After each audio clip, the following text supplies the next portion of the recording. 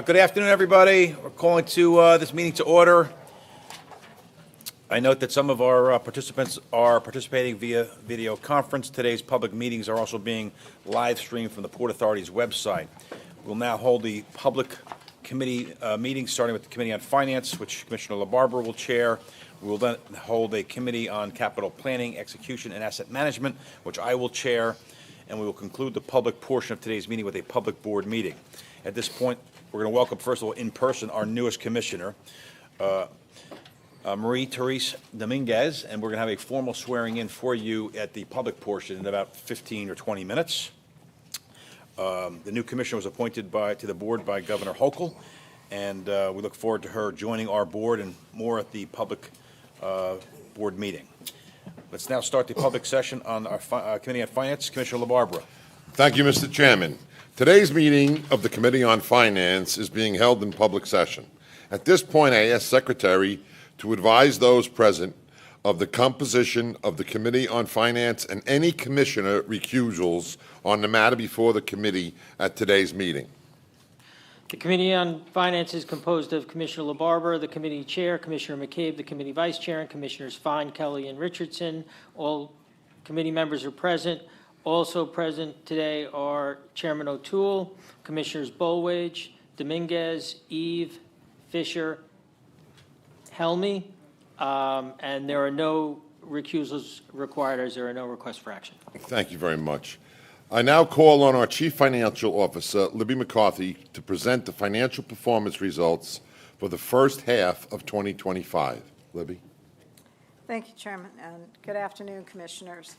I'll open with my usual reminder that this 6-month unaudited condensed financial information is best understood in conjunction with the financial statements of the Port Authority of New York and New Jersey and the accompanying notes thereto for the year ended December 31st, 2024, which are available on the Port Authority's website.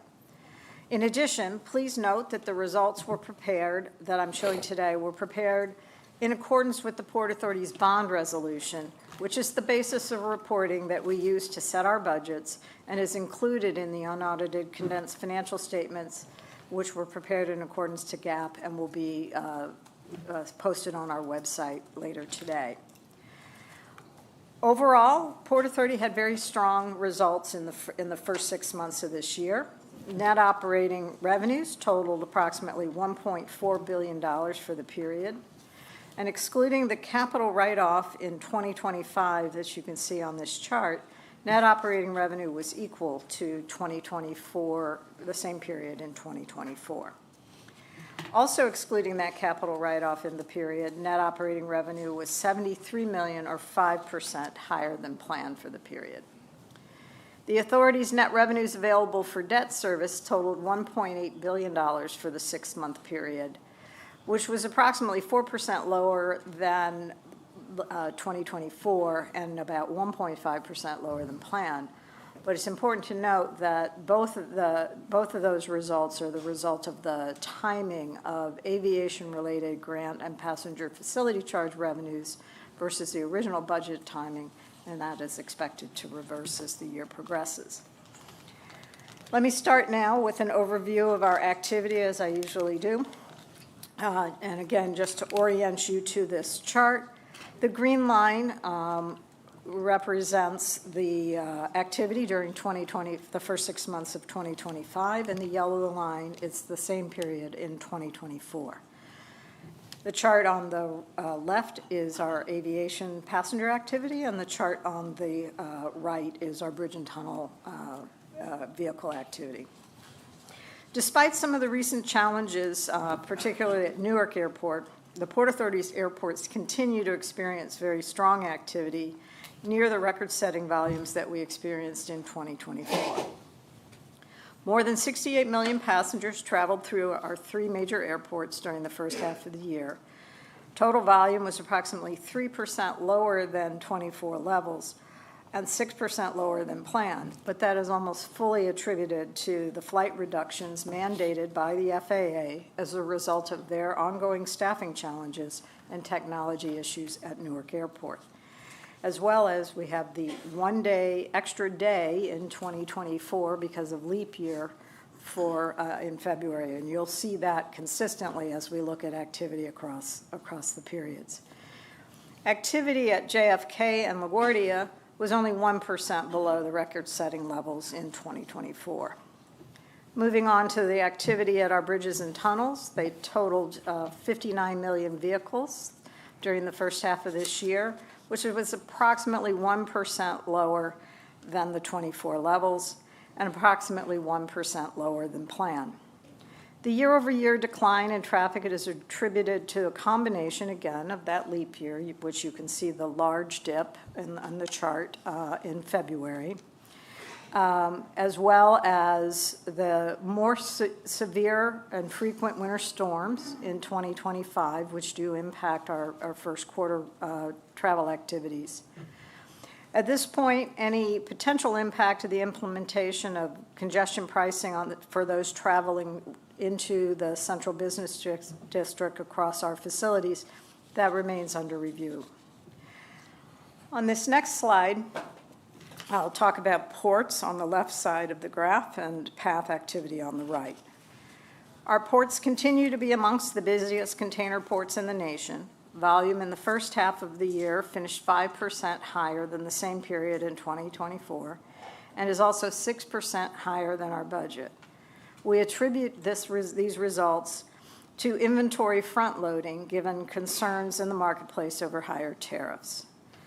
You can see on the port slide that the line in the May-June timeframe sort of reversed below the prior year, which is our thoughts about the front-loading. For the first half of the year, Port Authority was ranked the second largest port in the country. And lastly, PATH, like other mass transit systems, commuting systems in the region, continues to have a slower recovery in ridership since the onset of COVID-19. PATH ridership for the first half of 2025 was 7% higher than 24, with more than 29 million trips during the period. The dip in the February ridership is not only attributed to the leap year, which I've talked about, is also somewhat a result of the closure of the Hoboken station during that month, which was needed to perform critical capital improvements. Riderships for the 6 months totaled approximately 72% of pre-COVID activity levels, but in June, that activity level was 75% of pre-COVID levels, which was one of the highest monthly ridership levels we've had on PATH since COVID. And as compared to budget, PATH ridership for the first 6 months of 25 is currently 2% higher than budget.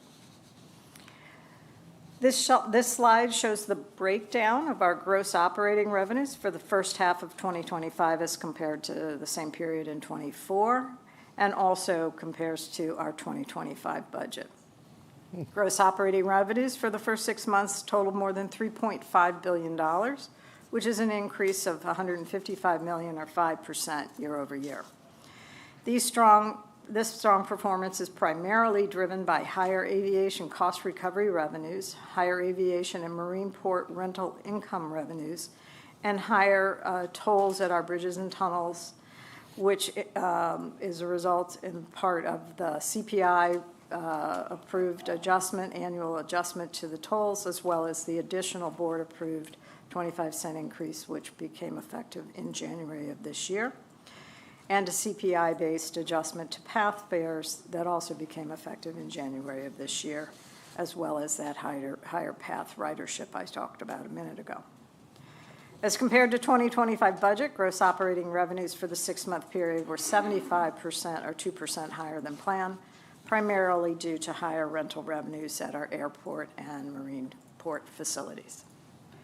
Turning to operating expenses, for the first half of the 2025, they totaled approximately $2.1 billion for the period. When we exclude the actuarial pension and retiree health expense from the calculation, as well as that capital write-off I spoke about earlier, this is a year-over-year increase of $26 million or 1%. That's driven by higher utility costs and higher rent payments to the city of New York and New Jersey, in Newark, connected to our leases on our airport and marine port facilities. As compared to budget, operating expenses were slightly lower or better than planned by 1%. This lower than planned spending is a testament to the agency's focus on cost control measures throughout the first half of the year. Moving on to cash flow and liquidity. Cash from operations for the first 6 months of 2025 was $1.4 billion, which reflects a 10% decrease as compared to the same period in '24, and that's primarily driven by the timing of payments we made to various vendors in the first quarter of this year. Cash and investments totaled $6.3 billion at June 30th, which is $300 million higher than that level at the end of 2024.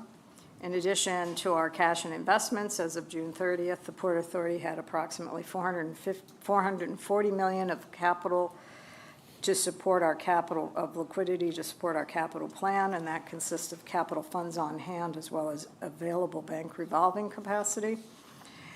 And when excluding general reserve fund and capital funds, our cash and investments as of June 30th represented 345 days of cash on hand. And then finally, looking at our bonds and other financing obligations, as of June 30th, they totaled $28.3 billion, which is $211 million or 1% higher to the balances at the end of 2024. And this is a result of the issuance of new debt during the second quarter of this year to support our capital program, as well as to support our support of the Gateway Program's Hudson Tunnel project. This concludes my remarks, and I'd be happy to take any questions. Thank you, Libby. Do any commissioners have comments or questions regarding the report? Hearing none, this concludes today's meeting on the Committee on Finance. Back to you, Mr. Chairman.